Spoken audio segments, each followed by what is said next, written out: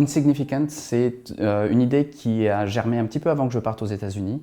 Au départ, je voulais en faire un livre, et puis comme j'étais dans le coin d'Hollywood, je me suis dit on va peut-être transformer ça en film, profiter du riche environnement qu'il y a là-bas. C'est un film qui mêle l'art et la science, qui se focalise sur la place de l'homme dans l'univers et dans l'environnement, et qui va traiter en 9 chapitres de la plus grande échelle, l'univers, jusqu'à la plus petite échelle, les gènes de l'homme, de la place de l'homme que l'on met toujours au centre ou au summum et qui finalement n'est peut-être pas aussi important que l'on le pense par rapport au reste.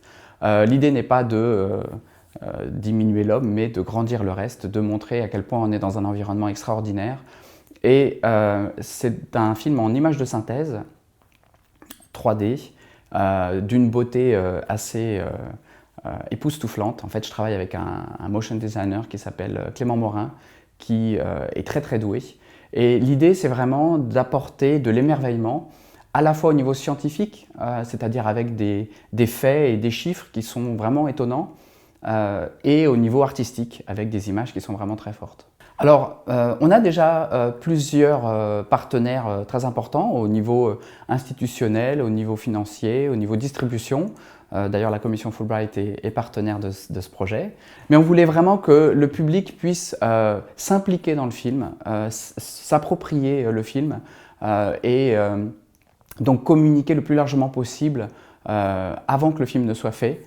Et une des possibilités pour ça, c'est de permettre aux gens de participer avec 5 €, 10 €, avec des contreparties en plus, ce qui fait que ce n'est pas forcément un investissement très important, mais qui permet de se sentir vraiment impliqué dans le film.